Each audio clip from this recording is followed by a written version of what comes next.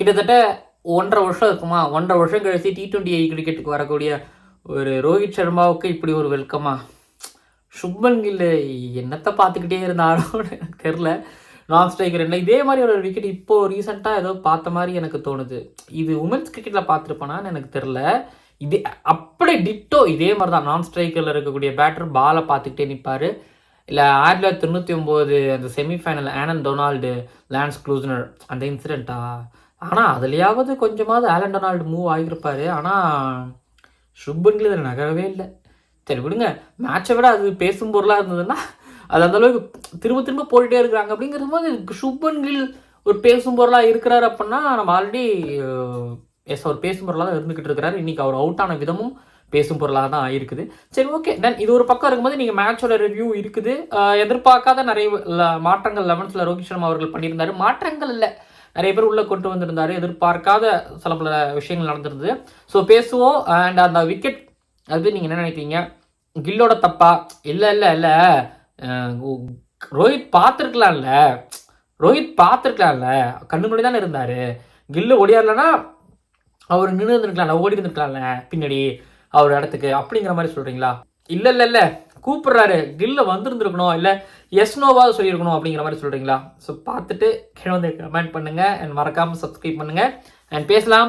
General ladies and gentleman, இந்த Afghanistan tour of India 2024 ஆரம்பம்ல மொஹாலியில் நடந்து முடிஞ்ச இந்தியா வர்சஸ் ஆப்கானிஸ்தான் முதல் T20 மேட்சோட அனாலிசிஸ் அண்ட் ரிவ்யூ பார்க்க வந்திருக்கிறீங்க. போட்டிச் சுருக்கம், அதாவது புதன்கிழமை ஒரு மாதிரி ரொம்ப சாந்தமாக நடந்து முடிஞ்ச ஒரு T20 மேட்ச். ஆக்சுவலி இது வந்து எப்படி சொல்கிறதுங்க, விராட் கோலி இல்லை ஓகேங்களா, அவர் வந்து பர்சனல் ரீசன் காரணமாக அவர் இந்த மேட்ச்சில் ஆடல.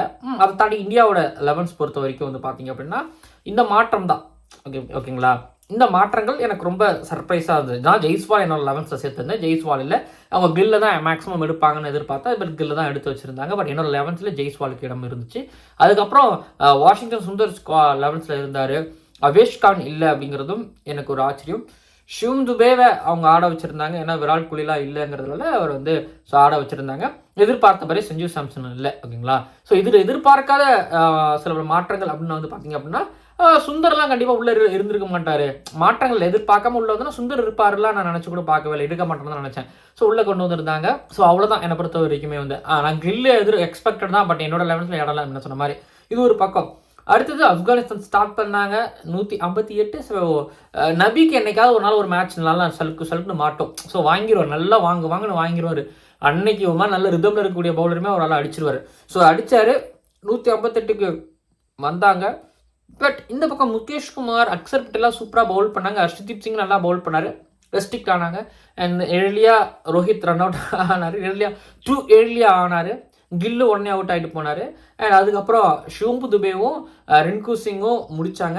அண்ட் அதுக்கு முன்னாடி திலக்வர்மா கொஞ்சம் லைட்டாக அப்படியே தங்கி தடவி போனார். அண்ட் மேட்சை ஒரு வழியாக ஷிவம் துபேவோட ஃபென்டாஸ்டிக்கான ஒரு 15 மூலமாக மேட்ச் முடித்தாங்க. ஸோ இதுதான் போட்டிச்சிருக்க பொறுத்த வரைக்கும். இந்தியா இப்போ இந்த சீரீஸோட லீடராக இருந்துக்கிட்டு இருக்காங்க ஒரு போட்டியை வெற்றி பெற்றதுனால. ஓகேங்களா, அப்போ அடுத்து இந்தூரில் என்ன பண்ணுறாங்கன்னு பொறுத்துருந்து அப்போ இப்போ பேசுவோம், அனாலிசிஸ் பண்ணுவோம். அனாலிசிஸ்னால் இந்த மேட்ச்சில் ஆக்சுவலி அனாலிசிஸ் பண்ணுற அளவுக்கு ரொம்ப பெருசாலாம் ஐ திங்க் இல்லைங்க. இந்த மேட்ச் ரொம்ப சிம்பிளாக இருந்துச்சு. பட் சில பல விஷயங்கள் பேசலாம்னு நினைக்கிறேன். அக்சர் பட்டேலோட பவுலிங் அண்ட் முகேஷ்குமாரோட பவுலிங், ஹர்ஷ்தீப் சிங்கோட பவுலிங். ஹர்ஷ்தீப் சிங் வந்து ஒரு கட்டத்தில் ரொம்ப புவராக இருக்கிற மாதிரி இருந்தார். ஆனால் அந்த புவராக இருக்கும் பொழுது வந்து பார்த்தீங்க அப்படின்னா திரும்ப அந்த அடுத்து வர ஒரு மேட்ச்சில் ஒரு ஓவரில் எப்படி சொல்கிறதுனா ஒரு கேட்சை ஒன்று விடுவார் ஓகேங்களா வேர்ல்டு கப்பில். பட் ஆனால் அந்த மேட்ச்சில் எடுத்துக்கிட்டிங்க அப்படின்னா அதுக்கு அடுத்த மேட்ச்லேயே வந்து லாஸ்ட் ஓவர் போடும்பொழுது, டெத் ஓவரில் போடும்பொழுது ஒரு 10 ரன்னை ரெஸ்ட்ரிக்ட் பண்ணுற அளவுக்கு ஒரு கெப்பாசிட்டி அவர்கிட்ட இருக்கும். ஹர்ஷ்தீப் சிங் கிட்ட இருந்தால் அதை நான் பார்க்க முடியுது, பார்க்குறேன்.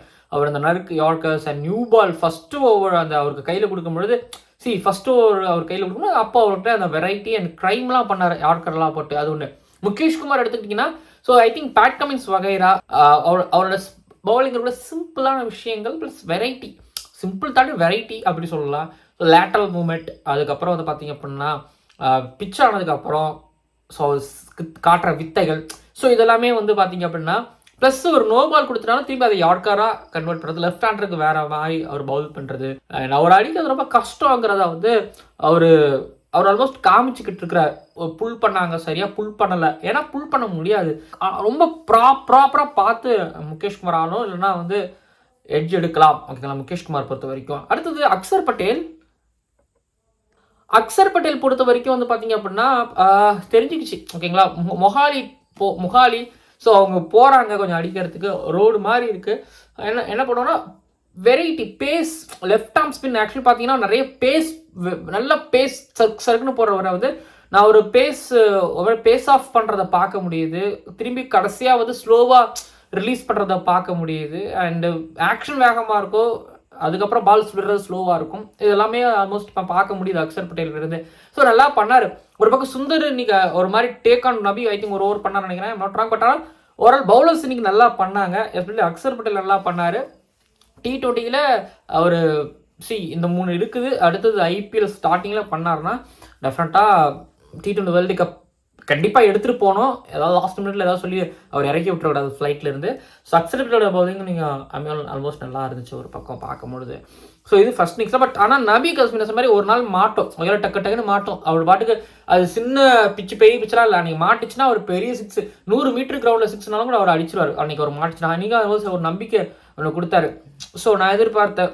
ஸோ மற்றவங்க யாராவது கொண்டு போவாங்க ஒரு பெருசாக, மற்றவங்க யாராவது பெருசாக கொண்டு போவாங்கன்னா இப்போ நபி ஒரு ஆக்சலர் ஒன்று எடுத்தனால ஒரு T20 டீம்டா அப்படிங்கிற மாதிரி ஒரு கேம் ஒன்று இருக்குல்ல. பட் மற்றவங்களாம் கொஞ்சம் ஆடுறதுக்கு ரொம்ப சுணக்கம் காட்டினாங்க. இப்போ உமர் சாயோ, அதுக்கப்புறம் வந்து இப்ராஹிம் சத்ரானோ, ரஹ்மன் அல்லா குர்பாஸும்.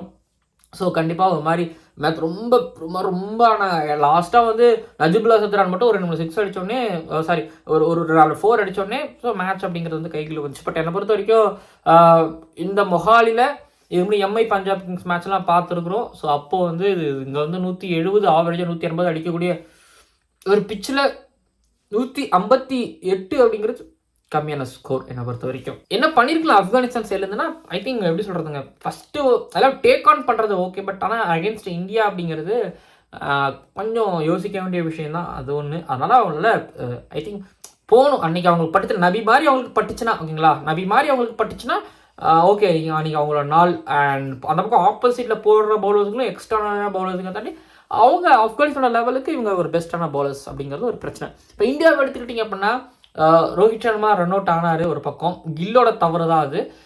ஏன் கில்லோட தவறுன்னு சொல்கிறேன்னா, ஒன்று ரோஹித் வா வா வா வா வா வா ஆக்சுவலி ரோஹித் ஐ திங்க் வேணும்னா ஒரு கட்டத்துக்கு மேலே வந்து ஓடிட்டார், வேணுமே தான் ஓடினார்.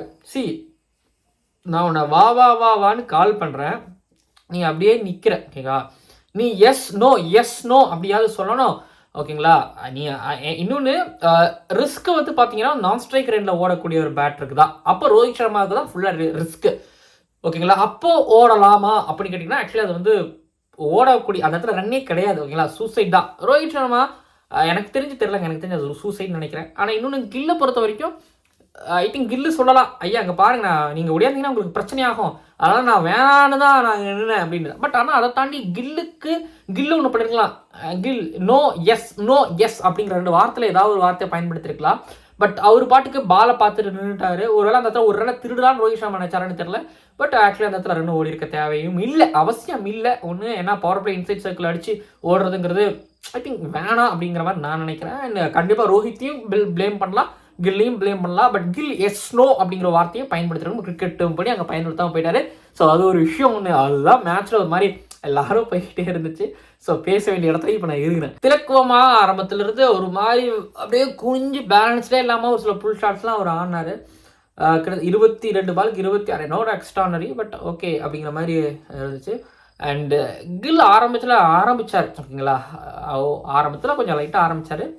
முஜீபுர் ரஹ்மானோட அவரோட கொஞ்சம் வெரைட்டி ப்ளஸ் ஒரு கூகுளில் அவர் விழுந்தார். ஷிவம் துபே எனக்கு IPL இருந்து பிடிக்கும்.